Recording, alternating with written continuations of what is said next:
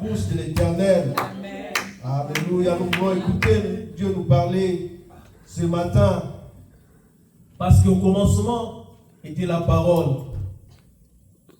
Le Père n'a pas existé. Le Père n'a existé que grâce à la parole, bien-aimé. Voilà pourquoi nous allons appeler notre papa, le pasteur Aristote. Nous acclamons très fort pour Jésus-Christ.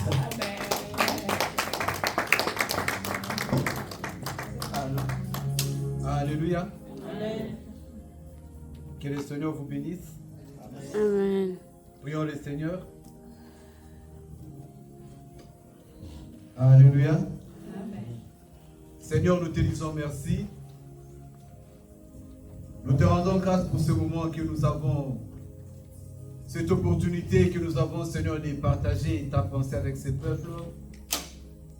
Seigneur, ils ne sont pas là pour moi, mais ils sont là pour toi. Car c'est toi qui as quelque chose pour eux. Seigneur, que je m'efface et que tu apparaisses. Que je me taise et que tu parles. Car mes paroles peuvent blesser, mais tes paroles à toi peuvent guérir.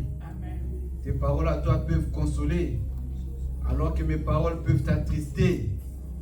Mes paroles peuvent t'affaiblir, mais tes paroles peuvent fortifier. Au nom de Jésus, Seigneur, édifie quelqu'un, fortifie quelqu'un. Que ta lumière enlève les écailles dans la vie de quelqu'un. Dans le nom de Jésus. Je prie encore, Père, pour ceux qui ne sont pas encore là. Oh, il est écrit que c'est toi qui produis en nous le vouloir et le faire. Seigneur, je te prie de conduire les pas de nos frères, de nos papas et de nos mamans, afin qu'ils se retrouvent avec nous ce matin pour partager avec toi ce moment. Dans le nom de Jésus, j'ai ainsi prié. Amen. Alléluia. Que le Seigneur soit loué. Nous allons partager la parole de Dieu sur un sujet qui est monté dans mon cœur, le pouvoir de la vision. Un sujet qui m'a édifié. Ça peut faire aujourd'hui quelques 20 ans parce que c'est une lecture que j'ai faite vers les années 2002. C'était un ouvrage très bénissant pour moi. Un homme de Dieu qui a réalisé des grandes victoires. Vous savez, beaucoup de gens pensent qu'aujourd'hui, Dieu ne parle plus. Dieu continue de parler. Alléluia. Et si les Paul ont écrit hier, si les Pierre ont écrit hier, aujourd'hui aussi il y a des gens qui écrivent. Et en lisant ces gens-là, il y a des choses que nous apprenons. Et par la grâce de Dieu, en ce temps-là, vous savez, bon, c'est vrai, vers les années 2002-2001, j'empruntais des livres. Je louais même des livres. Parfois, je pouvais me rendre chez quelqu'un qui avait des livres. Je peux rester là du matin jusqu'au soir juste pour lire. Parce que je ne lui permettais pas qu'on puisse partir avec ces livres. Et j'étais tombé sur un livre qui m'avait beaucoup édifié. C'était La 4e dimension d'un célèbre docteur coréen, le docteur Yonggi Cho. Alléluia. Et dans cet ouvrage, cet homme parle de son parcours qui n'a pas été facile. Il a souffert dans son église souffrait pour grandir. Il est resté pendant longtemps avec une église réduite, une église de taille vraiment minime. Il n'avait que sa belle-mère, sa femme et ses enfants. L'église ne grandissait pas. Mais il était en prière et pendant tout ce temps-là, c'était le temps que Dieu lui enseignait. Alléluia. Et vous savez, ce qui est bien, c'est que quand Dieu enseigne une personne qui est passée par un chemin, son expérience, il partage avec vous. Ça vous évite à vous de passer par le même chemin. Cela dit, c'est comme s'il a déjà payé les prix pour moi et pour toi. Alléluia. Et c'est ainsi qu'il a enseigné sur cette façon de prier qui est dans son ouvrage intitulé La 4e dimension et que pour notre thème du dimanche passé et même aujourd'hui, nous avons intitulé Le pouvoir de la vision. Amen. Amen. Et je crois le premier verset, je crois que ce sera Genèse 37, 5 à 9. Nous allons lire au nom du Seigneur Jésus. Joseph eut un songe et il les raconta à ses frères, qui les haïrent davantage. Amen. Il leur dit, écoutez donc ces songes que j'ai eus. Nous étions alliés des gerbes.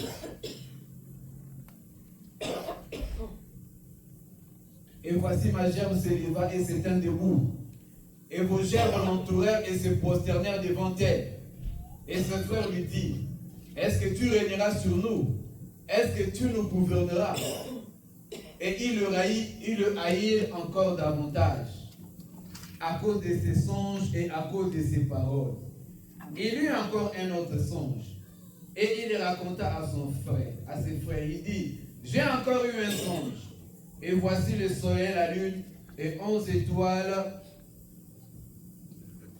se prosternaient devant moi. On peut continuer, il dit, il le raconta à son père et à ses frères. Son père lui réprimandait et dit, que signifient ces songes que tu as eus?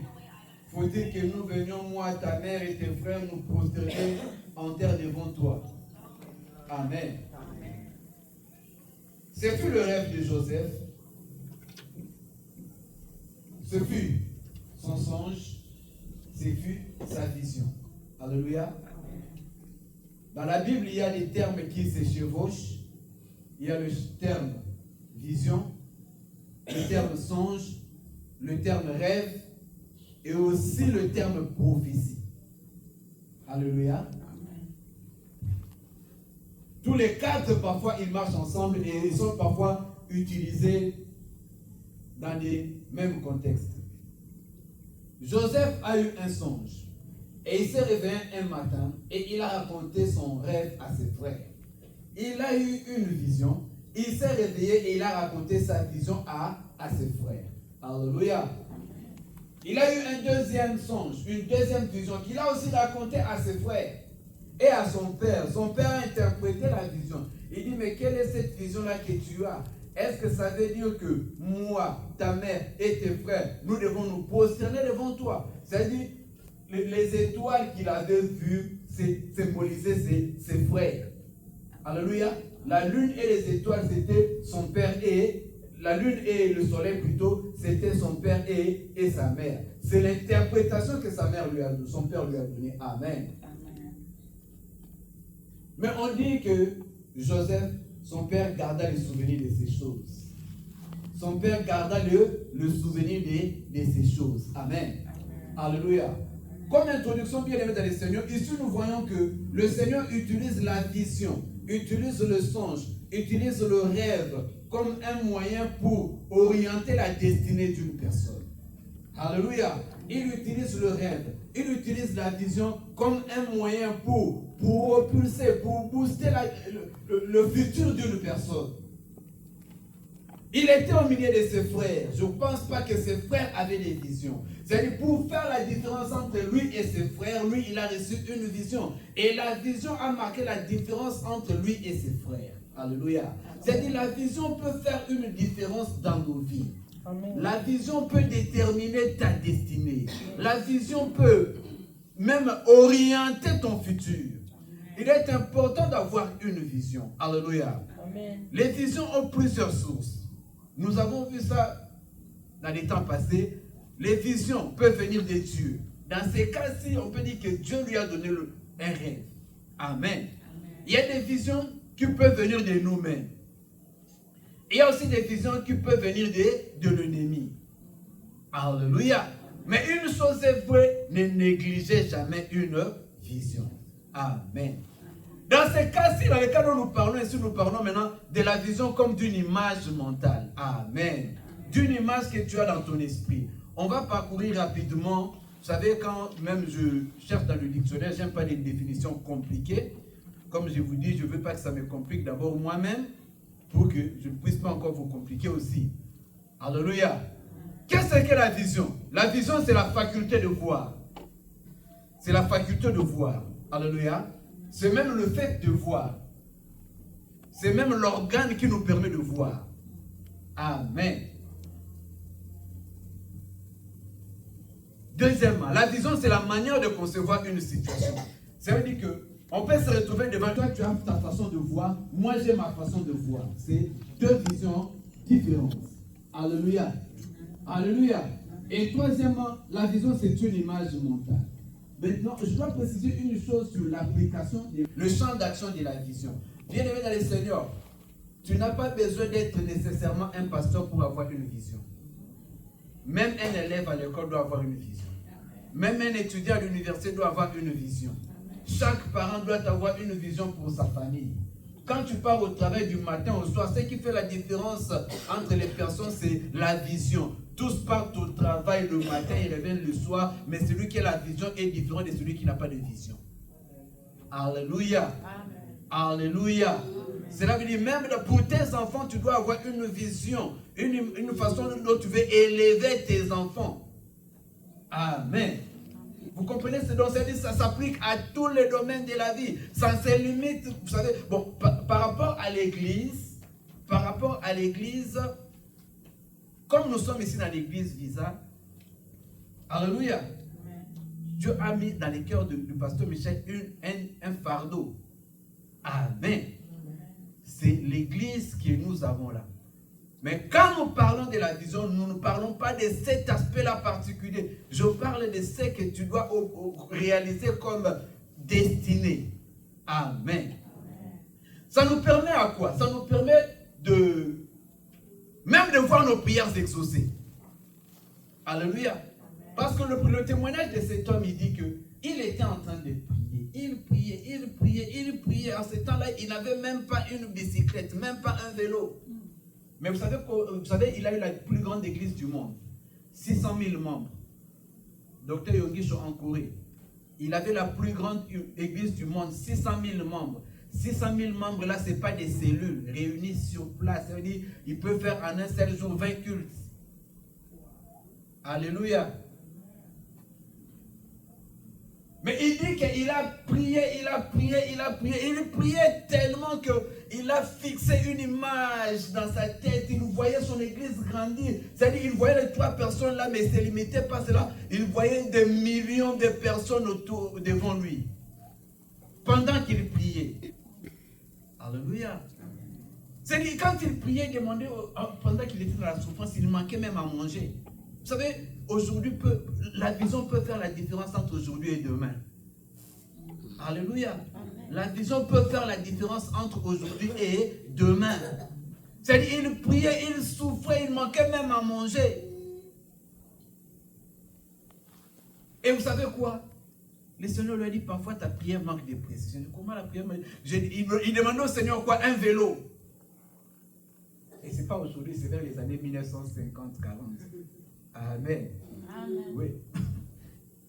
Et le Seigneur lui dit, et en ce temps, vous savez, les Américains, ils ont influencé le monde. Et il y avait des marques de vélos là américaines. Ils voulaient cette marque de vélos là. Mais le Seigneur lui dit, tu demandes un vélo, mais quel vélo tu veux? Donne-moi la précision. Alors il a réécrit sa prière. Il a fait une prière précise. Avec quelques temps après, il a obtenu. Il nous dit, ça veut dire que tu dois voir exactement ce que tu veux que le Seigneur te donne. Amen. Il a parlé d'une jeune sœur dans son église. La jeune sœur était en train de prier pour un mariage. La jeune sœur priait pour un mariage. La jeune sœur était avancée aussi un peu plus ou moins en âge. Mais il dit, le Seigneur l'a interpellé. Il a parlé avec la sœur. Il dit, je voudrais que tu puisses faire un portrait de ce que tu demandes à Dieu. Faire un portrait dans quel sens? Tu donnes les détails de l'homme que tu veux que Dieu te donne. Alléluia. La jeune sœur a écrit. La jeune sœur, elle aimait les Américains. Ils étaient en Corée. Ils disent, je veux un homme qui joue la musique, comme mon frère Joe. Alléluia. Je veux un homme qui joue la musique, avec qui on va servir Dieu, qui soit aussi un serviteur de Dieu. Mais ils étaient en Corée. Bon, elle n'avait pas précisé en américain, mais elle dit que je veux un homme qui joue la musique parce que la sœur aussi elle aimait la musique. C'est-à-dire elle veut partager sa vision avec son homme et que l'homme aussi serve le Seigneur. Il dit, ok, la sœur avait prié, elle a dit, ok, tu as fait ton portrait, viens, présente-moi le portrait. Ils ont prié avec la sœur. Elle a dit, ok, maintenant prends ça, tu vas mettre ça sur ton miroir dans la chambre, c'est-à-dire dans ta salle de bain, tu vas voir comment ça va, même quand tu ne fais pas attention, mais ça reste toujours là. Ton esprit voit ça. Alléluia. Et puis plus tard, il y a des missionnaires américains qui sont arrivés en Corée. Ils étaient venus seulement pour visiter, pour prêcher l'évangélisation. Et l'un d'eux a approché les pasteurs au sujet de la sœur. Amen. Il était intéressé par la sœur. En fait, qu'est-ce qui s'est passé? C'est-à-dire la vision de cette sœur-là a attiré l'homme des États-Unis jusqu'en Corée. Amen. Alléluia. Alléluia. Amen. La vision, c'est voir la fin avant le commencement. La vision, c'est voir la fin avant le commencement. Amen. Amen. La vision, c'est voir la ligne d'arrivée avant le point de départ. Depuis Abraham, Dieu a marché avec des hommes par la vision. Dieu a utilisé la vision pour affecter la vie des gens. C'est-à-dire, Dieu vient, il place une... Pasteur Michel nous a raconté une histoire. Il dit, il n'avait pas encore d'église, mais un jour il priait, il a eu une vision. Il a vu l'église, et c'était lui les pasteurs. Il a dit, il a écrit ça. Amen. Amen. Ça peut faire plus de 30 ans. Ça peut faire plus de 30 ans quand il avait vu ça, mais il avait écrit ça. Et quand on était même ici à l'école, il nous a montré dans sa Bible de l'époque. C'est-à-dire, il avait mis ça dans un endroit où il peut voir ça à tout moment. Il avait même son logo, le logo que nous avons derrière là, ça date de plus de 30 ans. Il avait dessiné ça avec quelqu'un avait dessiné pour lui. Il a dit, un jour, je rendais ce logo une réalité. Alléluia. Amen. Alléluia. Amen. Et aujourd'hui, c'est ce que nous sommes en train de vivre. Là où nous sommes aujourd'hui, c'est la vision qu'il avait eue. Amen. Amen. Dieu plante la vision comme une graine dans le cœur de l'homme. Dieu plante quoi? La vision comme une graine dans le cœur de l'homme. Mais je t'invite à toi aussi d'avoir une vision. Alléluia. Fixe-toi une vision. Tu dois voir quelque chose. Même quand tu pries, même quand tu travailles pour tes enfants, c'est-à-dire, tu dois visualiser quelque chose. Tu dois fixer un objectif qui deviendra réalité. Alléluia. Amen. La vision fait appel à la capacité d'anticiper le résultat, un résultat final. C'est-à-dire, le résultat n'est pas encore là, mais tu te positionnes déjà dans ces résultats-là. Alléluia. Tu n'as pas encore reçu quelque chose, mais tu te visualises déjà avec ces choses-là entre les mains. Amen. Amen. C'est une notion qui est associée à la foi. C'est-à-dire la foi, les circonstances ne te permettent pas de recevoir quelque chose. Mais tu crois que je l'aurai. Alléluia. Peu importe ce qu'on me dit, peu importe ce que je suis en train de sentir, peu importe ce que je suis en train de vivre, je vois quelque chose. Alléluia. Et même la vision produit même la motivation dans la vie d'une personne. Deux personnes qui vont à l'école, qui vont à l'université, l'une peut s'arrêter en cours de route, mais celle qui a la vision va persévérer. Amen. C'est pourquoi c'est important déjà avec les enfants, leur donner une vision, leur donner des tableaux, des tableaux visuels de ce qu'ils peuvent réaliser un jour. Amen.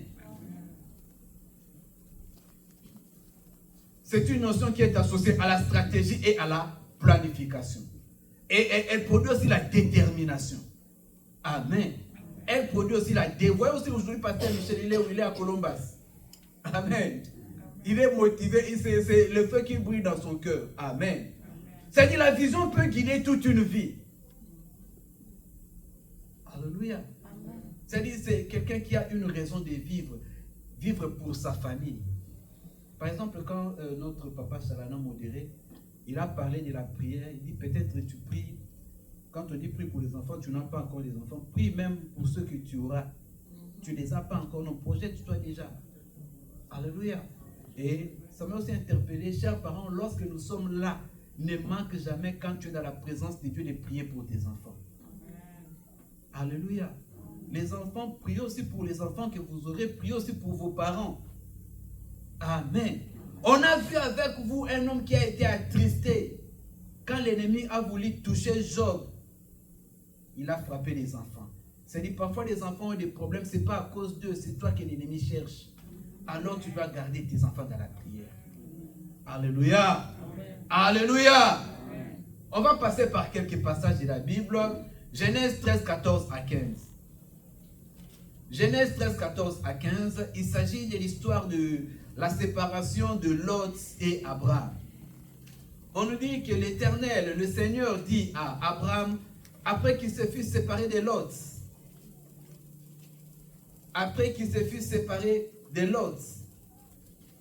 le Seigneur lui dit, lève les yeux et de là où tu es, regarde tous les pays que tu vois, je te les donnerai à toi et à ta postérité. Amen. Lève les yeux et du lieu où tu es, regarde vers le nord et le midi, vers l'occident. On peut aller même au 15, bon, même si tu as passé, c'est pas un problème. Tous les pays que tu vois, je te les donnerai à toi et à ta postérité. Amen. Ce que tu vois, c'est ce qu'on te donnera. Alléluia. Ce que tu vois, c'est ce que tu auras. Amen. On avait dit, si tu ne vois rien, il y a des choses peut-être que tu n'auras rien. C'est-à-dire, c'est important pour moi et pour toi de voir quelque chose. Alléluia. C'est très très important. Tous les pays que tu vois, je te les donnerai à toi et à ta postérité. Tu dois voir. Dieu a demandé à Abraham de voir, d'établir la possession à travers ses yeux. Amen. C'était important parce que ce moment la vision frappe son esprit et il sait que quand il s'élève, il dit, je suis propriétaire de tout ça. Déjà, il possédait cela dans sa foi. Amen. Et c'est comme ça que plus tard, cela s'est accompli dans les détails. Deuxième passage, Genèse 15, de 1 à 5. Genèse 15, de 1 à 5. Dans Genèse 15, c'est Abraham qui a un dialogue avec Dieu. Abraham a un dialogue avec Dieu. Le Seigneur lui apparaît, la Bible dit, comment? Dans une vision. Amen. C'est comme ça que le Seigneur parle souvent. Parfois aussi l'ennemi peut passer dans nos visions. C'est pourquoi nous ne devons pas négliger ce que nous voyons. Quand c'est négatif, tu lèves, tu condamnes, tu dis ça ne s'accomplira pas. Ne néglige pas. Amen. Alléluia. Quand c'est négatif, tu te lèves, tu dis au nom de Jésus, ça ne s'accomplira pas. Amen. Mais quand c'est positif, tu scelles cela, tu dis ça s'accomplira au nom de Jésus. Amen. Après ces événements, la parole du Seigneur fut adressée à Abraham dans une vision. Il y a des gens qui disent qu'il veut seulement Dieu lui parle à l'oreille. Alléluia, pour qu'ils puissent croire. Mais non, le moyen par lequel Dieu parle, c'est parfois par la prédication ici. Yes. Alléluia. Amen. Mais c'est par les visions, par les songes. Amen. Amen. Peut-être que toi-même tu ne vois pas. Quelqu'un aussi peut voir, il vient te dire, ne néglige pas. Amen. Et il dit, ne crains point, je suis ton bouclier, ta récompense sera très grande. Abraham me dit, ah Seigneur, que me donneras-tu? Je m'en vais sans enfant. Et l'héritier de ma maison, c'est Eliezer de Damas. Abraham dit, voici, tu ne m'as pas donné de postérité, et celui qui est né dans ma maison sera mon héritier. Alors Abraham, la parole du Seigneur fut adressée à Abraham. Ce n'est pas lui qui sera ton héritier, mais celui qui sortira de tes entrailles qui sera ton héritier. Après l'avoir conduit dehors, il dit, regarde le ciel, compte les étoiles. Si tu peux le compter, il dit, telle sera ta postérité. Amen. Abraham était dans un dialogue avec le Seigneur dans une vision. C'est pourquoi nous ne devons pas négliger les visions. Vous savez que certaines alliances, même certaines alliances de Dieu avec Abraham, c'était dans les rêves. Attention à tes rêves. Tu peux aussi avoir fait des alliances dans les rêves. C'est pourquoi quand tu fais un rêve, tu dois toujours t'élever. Même si tu n'as rien vu, tu dois toujours condamner ce qui est mauvais. Amen. Beaucoup de gens sont piégés comme ça, ils ne savent pas, mais ils s'est engagé dans un rêve et il y a des conséquences tragiques. Ta récompense sera grande. Que me donneras-tu, Seigneur? Je m'en vais sans enfant. Et voici Eliezer de Damas qui est né dans ma maison sera mon héritier. Eliezer, c'est qui? Eliezer, c'était l'esclave qui est d'Abraham. Amen. C'est-à-dire, Abraham avait des serviteurs. Il avait un couple parmi ses serviteurs. Et ces couples-là qui étaient ses esclaves ont eu un fils. Et comme vous savez, l'esclave n'a rien qui lui appartient, mais appartient à son maître. C'est pourquoi je vous avais dit ces jours-là, nous devons tous être libres pour que nos enfants soient libres. Alléluia. Comme ils étaient esclaves, leur enfant aussi a été esclave d'Abraham. C'est-à-dire, Abraham a adopté leur fils qui était aussi, en réalité, son esclave. Mais lui, il voulait lui donner le statut de fils. Amen. Par quel statut, par quel mécanisme l'esclave peut atteindre le statut de fils? C'est par l'adoption. Amen. L'adoption et l'affranchissement. C'est pourquoi vous voyez quand le Seigneur Jésus-Christ dit aux Juifs, si les fils vous affranchissent, vous serez réellement libres. Ils ont dit, mais comment tu peux nous affranchir? Nous ne sommes pas esclaves. Parce qu'on ne peut affranchir qu'une personne qui est esclave. Alléluia. C'est-à-dire l'affranchissement ne s'applique que pour une personne qui est esclave. Comment tu veux nous affranchir? Nous ne sommes pas esclaves. Nous sommes fils d'Abraham. Alléluia. Et c'était un long débat. Alléluia. Il voulait donner l'héritage à cet enfant, Eliezer. Parce que, comme c'était les enfants de son esclave, de ses esclaves, alors c'était aussi son fils. On a dit ce jour-là, c'était le même cas avec Agar et Sarah. Sarah avait une servante qui s'appelait Agar. Comme Agar appartenait à Sarah, il donne son esclave à son maître. Il dit, prends mon esclave, alors l'enfant sera mon enfant. Donc tout ce que l'esclave a appartient à son maître. C'est pourquoi nous devons être libres. Que le Seigneur nous libère au nom de Jésus. Amen. Alléluia. Amen. Parce que quand tu es esclave, tous, même quand on te paye un salaire, ton maître va prendre ça. Alléluia. Tu as de l'argent, tu ne vois pas l'argent. Le maître utilise tout. Tu travailles, tu ne progresses pas. Le maître utilise tout. Alléluia. C'est pourquoi on doit renoncer à l'esclavage. Et qu'est-ce qui se passe? Dieu lui dit à Abraham, Eliezer ne sera pas ton héritier. On avait dit aussi ces jours-là, l'esclave ne peut pas hériter. Amen. L'esclave ne peut pas hériter. Parce que Dieu dit, Eliezer n'héritera pas. C'est ton fils qui sortira de tes entrailles qui sera ton héritier. Mais la barrière était tellement difficile devant Abraham. Pourquoi? Parce qu'il regardait son âge. Il regardait l'âge de sa femme. Il dit, mais ça va passer comment? Je prépare déjà. Et même, vous savez, Abraham a eu un deuxième débat avec Dieu. Quand Dieu lui dit, je te donnerai un fils, Dieu dit, Dieu, laisse seulement Ismaël. J'ai déjà Ismaël ici. Alléluia. Abraham, vous savez, on appelle Abraham le père de la foi, mais il a donné des mots de tête à Dieu. Amen. Parce que parfois Dieu dit, mais lui aussi il dit, Seigneur, tu vas encore donner un fils. J'ai beaucoup attendu, laisse seulement Isaac. Non, Ismaël, en ce temps-là, il y avait Ismaël. Qu'Ismaël vive devant ta face. Dieu dit, non, ce n'est pas Ismaël, ce sera Isaac. Alléluia. C'est pourquoi, moi je dis, Seigneur, moi je ne vais pas dire que moi je suis un homme de foi. Mais quand tu as ton nom du matin, quand tu as ton nom du matin, pardon. Moi je ton nom du matin. Parce que vous dites, mais l'examen, tu n'as pas moko. Alléluia. Et Dieu le fait sortir de la maison.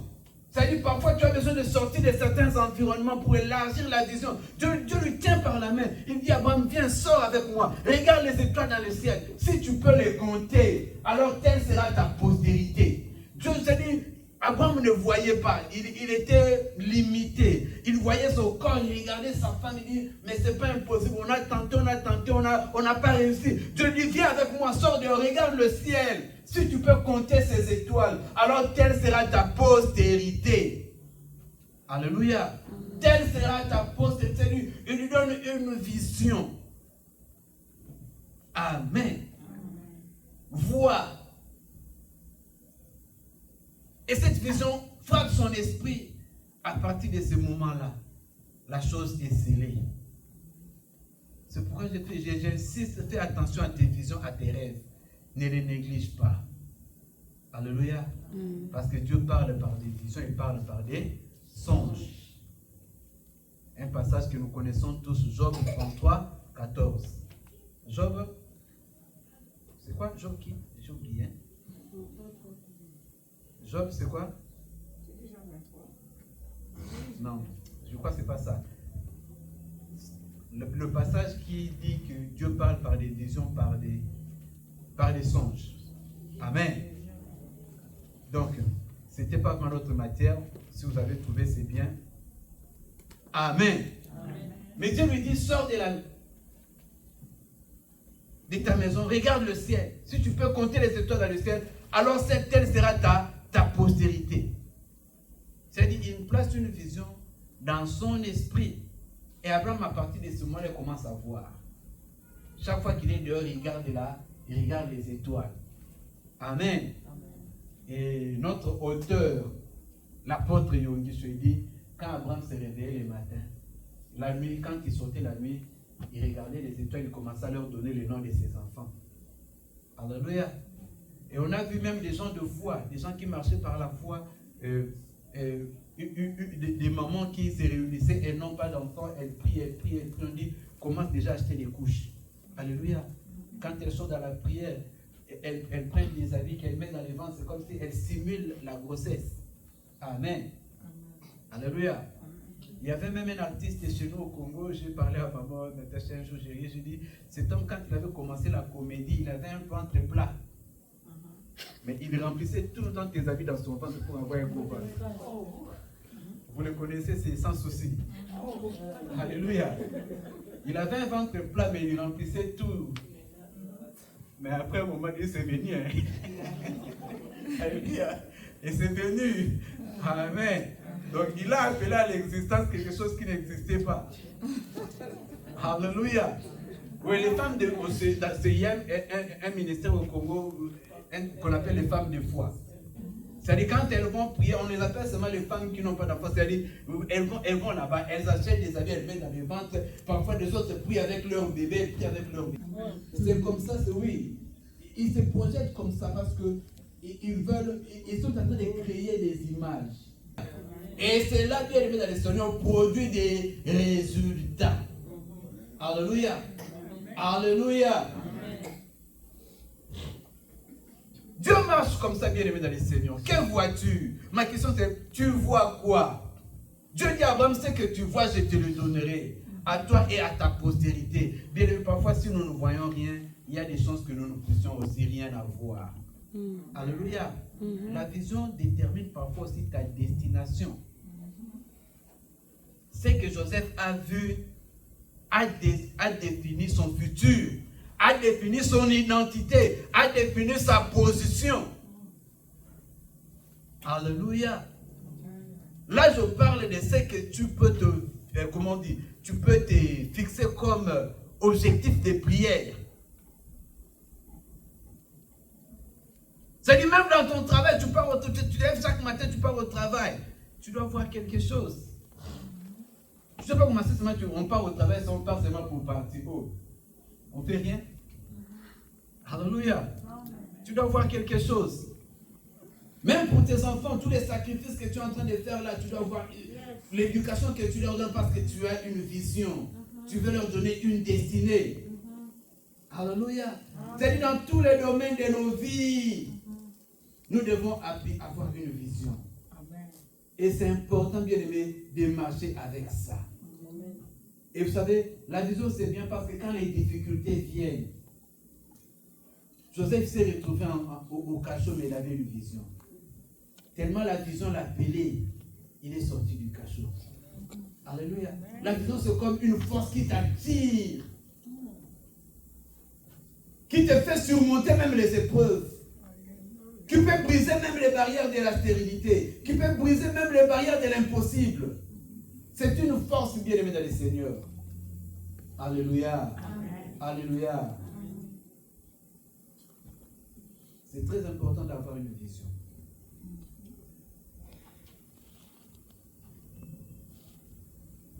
Dans les passages, on avait un frère, c'était un ami, il ne priait pas avec nous, il priait ailleurs.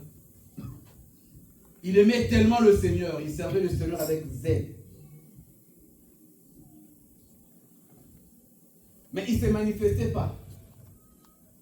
Mais il priait, il travaillait, il jeûnait. Mais il visait quelque chose. Mais il gardait sa vision. Il gardait ses objectifs. Et un jour dans son église, on lui a donné l'opportunité de modérer Alors, de diriger seulement le culte. Hein. Il a jeûné pendant une semaine pour la modération d'un jour. Alléluia. Et ce jour-là, c'est un scandale. Pendant la modération, les gens sont tombés par terre. Il y avait des délivrances. Dans les cultes, quand le pasteur il a compris, non, j'ai un enfant qui a une vision. Alléluia. Aujourd'hui, par la grâce de Dieu, il a une grande église à Cape Town. Alléluia. C'est-à-dire, il voyait quelque chose et il fait la fierté de son père. Ça veut dire, même dans la manière de faire les choses, on sent que non, il a une marque. On avait un petit à l'église qu'on appelait Mwanatsuka, le cadet.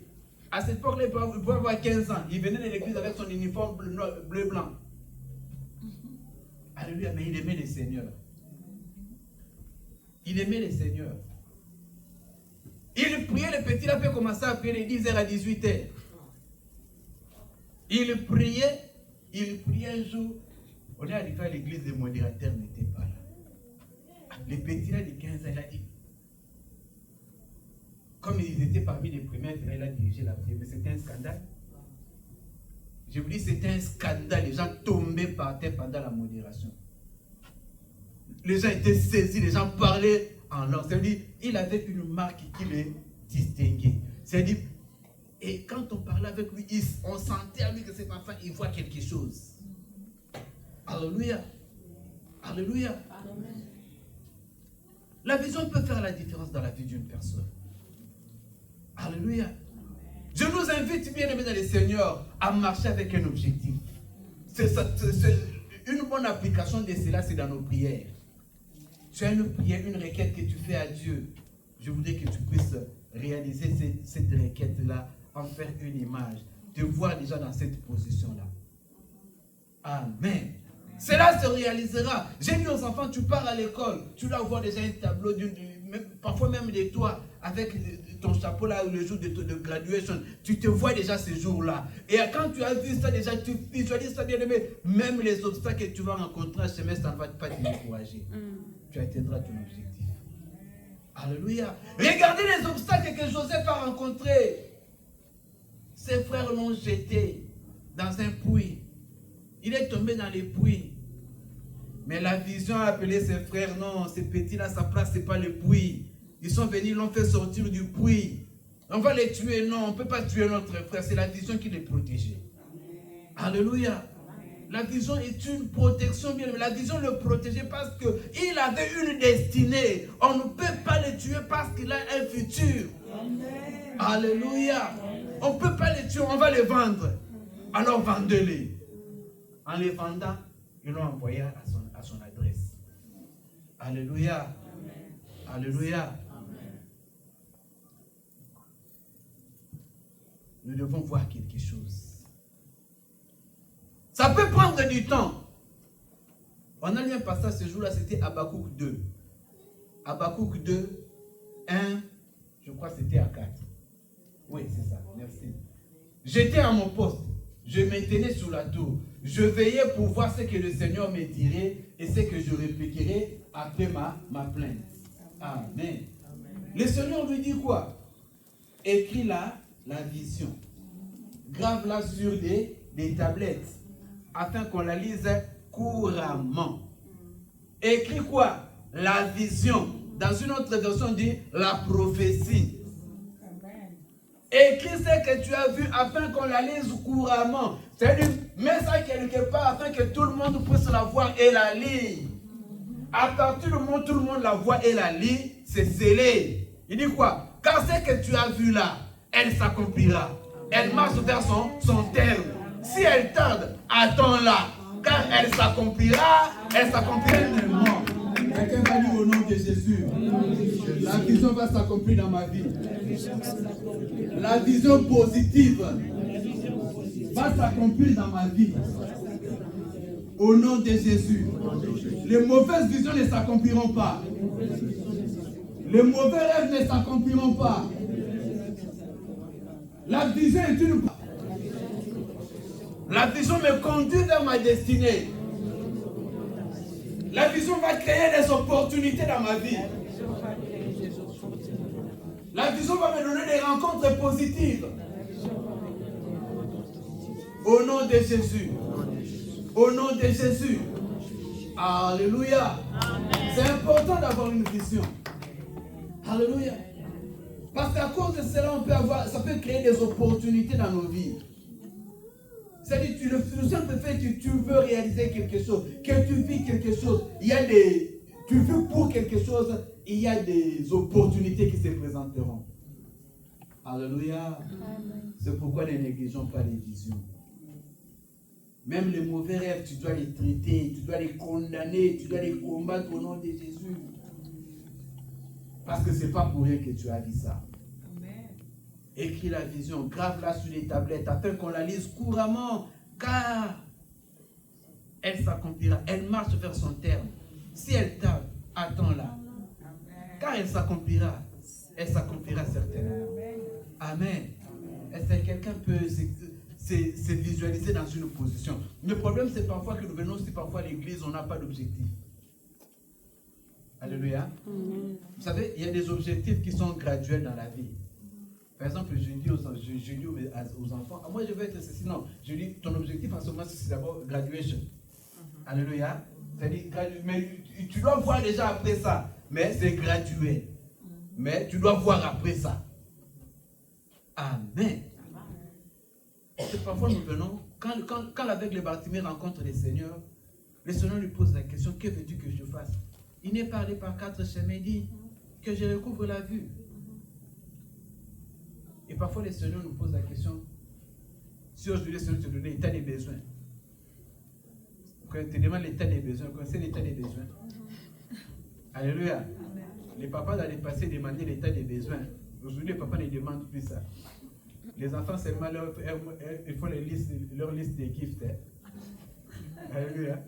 Les enfants aujourd'hui même font, moi je veux qu'on m'achète ça. Amen. Amen. Et tu dois avoir quelque chose qui est ta prière centrale. Même pour tes enfants. Chers parents, criez pour vos enfants. Créez une vision pour vos enfants. Alléluia. Visualisez vos enfants. Voyez leur futur. Priez pour eux. Placez-les très haut. Amen. C'est important, bien aimé dans le Seigneur. C'est important. Je voudrais que nous puissions prier.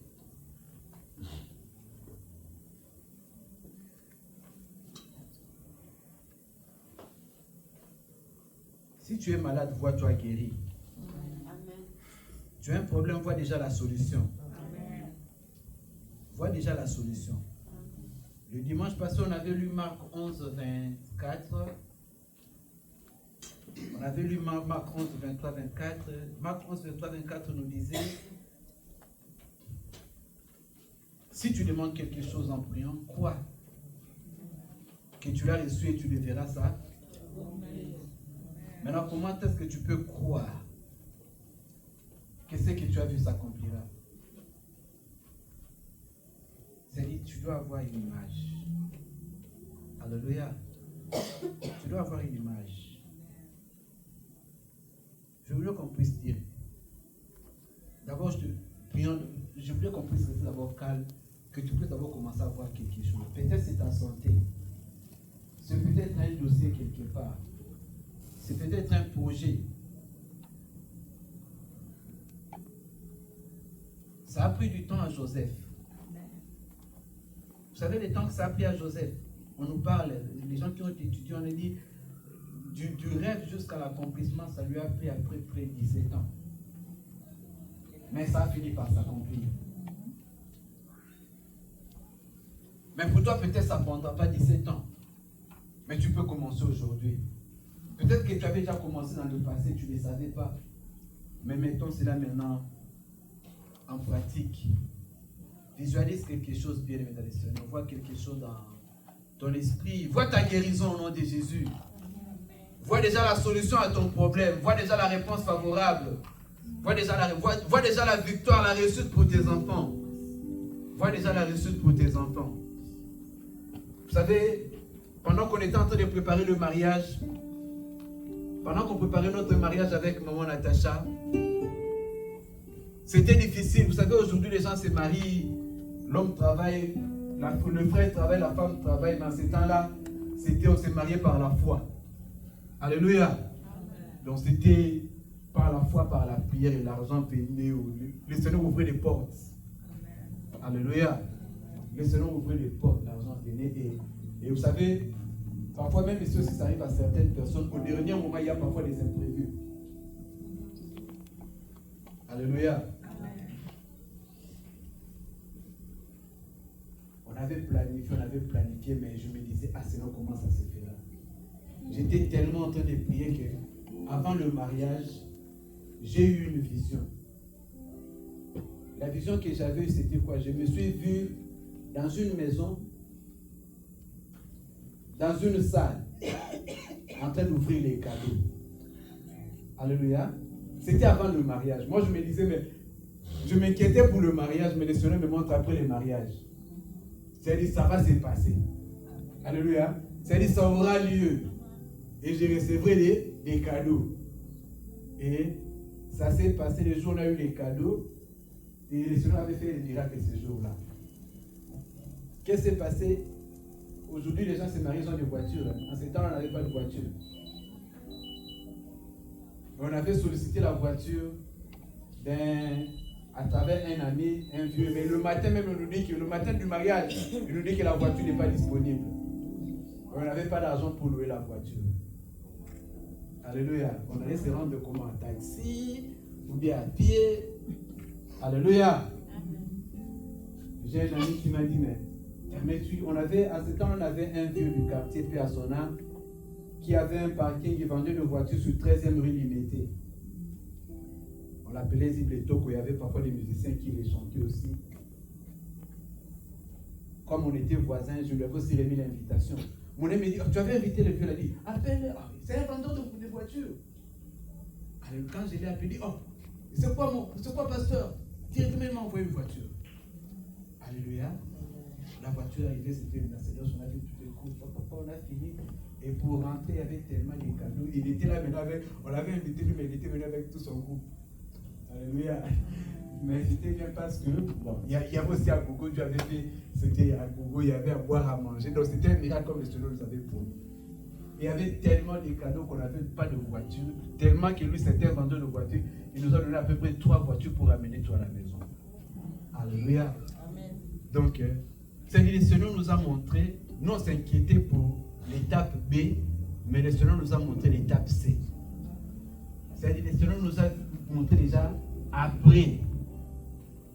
C'est-à-dire, tu peux aussi voir après. Alléluia. Vois quelque chose pour tes enfants. Vois quelque chose pour tes petits-enfants. Vois tes enfants t'annoncer des bonnes nouvelles. Vois tes enfants vivre dans leur maison. Commence maintenant à voir tes enfants vivre chez eux. Soit avec leur mari, soit avec sa femme, avec ses petits-enfants. Vois ton enfant partir au travail heureux. Tu peux le faire, tu peux le faire. Et Dieu peut le faire pour toi. Vois-toi guéri, vois-toi te lever le matin en bonne santé, aller au travail. Vois-toi travailler très bien, travailler avec énergie. Tu peux bien aimer. La foi, c'est voir aussi avec les yeux de l'esprit. Je t'appelle à voir. Je t'appelle à voir bien aimé. Nous allons parler maintenant de la vision positive. La vision positive, c'est la vision que Joseph a vue. Dieu ne lui a pas montré qu'on va le jeter dans un puits. Dieu ne lui a pas montré qu'il sera vendu comme esclave. Dieu ne lui a pas montré qu'il se retrouvera en prison. Mais Dieu lui a montré que les étoiles, le soleil et la lune se prosterneront devant lui. C'est ce qui était important pour Dieu, ce n'était pas le parcours, mais c'était la destination. Amen. Ce qui est important aussi pour moi et pour toi dans le domaine de la foi, c'est la destination. C'est la réalisation, l'exaucement de ta prière. Vois-toi maintenant guéri. Vois-toi maintenant délivré. Vois-toi maintenant béni. Vois-toi maintenant ton objectif déjà réalisé. Vois déjà ton objectif réalisé. Le projet, la voile est déjà réalisé. Et c'est comme ça que ça marche. C'est comme ça que ça marche. Et nous allons prier. Tu vas proclamer au nom de Jésus. Et même que le Seigneur a dit à Habakkuk, ce que tu as vu s'accomplira. Ça s'accomplira certainement. Au nom de Jésus, la vision positive, ton rêve positif se réalisera. Au nom de Jésus, prions dans le nom de Jésus. Mon rêve positif se réalisera. Ma prière sera exaucée. Je suis déjà guéri. Je suis déjà béni. Je suis déjà prospère. Je suis déjà béni. Je suis déjà guéri. Je suis déjà prospère. Dans le nom de Jésus. Je me projette dans le futur. Au nom de Jésus. Je me projette dans le futur. Dans une position stable. Dans une position calme. Dans une position heureuse. En bonne santé. Dans le nom de Jésus. Dans le nom de Jésus. Dans le nom de Jésus. Peu importe le combat, je sais que la vision va s'accomplir. Au nom de Jésus. Aucun démon ne peut empêcher l'accomplissement de ma vision positive. Aucun démon ne peut empêcher l'accomplissement de ma vision positive. Ma vision positive s'accomplira. Ma vision positive s'accomplira. Au nom de Jésus. Au nom de Jésus. Au nom de Jésus.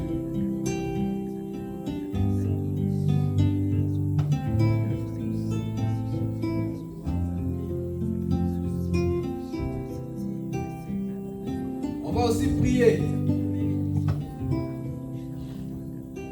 On va aussi prier pour les mauvais rêves, les mauvaises visions.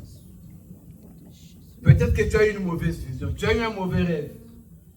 Tu vas déclarer au nom de Jésus, le mauvais rêve ne s'accomplira pas. La mauvaise vision ne s'accomplira pas, même pour toi, même pour tes enfants, même pour ta famille. Tu as rêvé d'un accident, cela ne s'accomplira pas.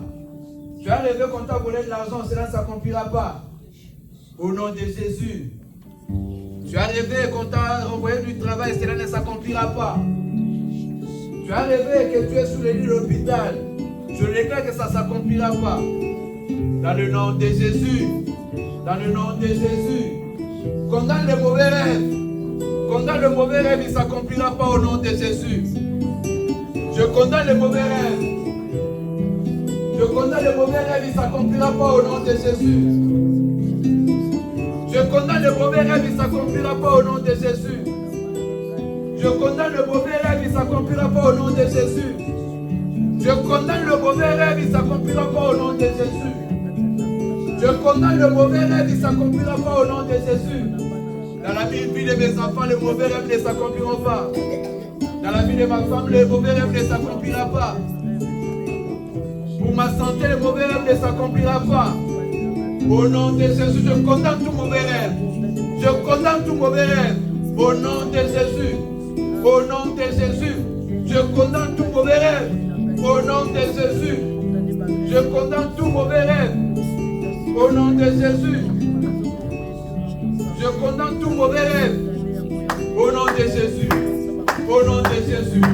Au nom de Jésus. Je le déclare. Ta vision va créer des opportunités. Ta vision va créer des rencontres. Ta vision va te propulser vers ta destinée. Au nom de Jésus. Au nom de Jésus. Au nom de Jésus. Que vois-tu, papa? Que vois-tu, maman? Au nom de Jésus.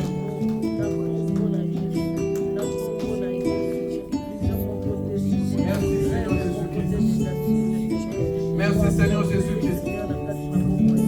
Amen. Amen. Alléluia. Alléluia. Que le Seigneur vous bénisse. On avait dit qu'Abraham s'est séparé de Lot et Dieu lui a parlé. Amen. Parfois, pour qu'Abraham puisse voir, il a fallu qu'il se sépare de Lot. Parfois, il y a des Lot à côté de nous. Lot, ça peut être une situation. Amen. Comme on dit, Dieu ne divise pas, mais Dieu peut séparer. Il peut te séparer des personnes qui sont... D'ailleurs, vous savez, l'autre veut dire quoi? Le nom de l'autre veut dire quoi? Ça veut dire voile. Alléluia. Allez lire dans votre dictionnaire, ou bien couverture. Vous pouvez même checker sur Google la définition de l'autre. Ça veut dire voile. Donc, pendant tout ce temps-là, Abraham marchait avec quelqu'un qui était un voile pour sa vie. Alléluia. Il marchait avec quelqu'un qui était une couverture pour sa vie. Mais à un moment donné, il a fallu qu'il se sépare pour qu'Abraham puisse voir. Alléluia. Dieu a permis cette séparation pour accomplir son dessein, pour propulser Abraham dans sa destinée. Parfois, les gens regrettent. Alléluia. Parfois, les gens regrettent. Non, ne regrette pas ce qui est passé. Alléluia. Dieu te conduit vers ta destinée. Tu vas prendre ton offrande. Tu vas parler au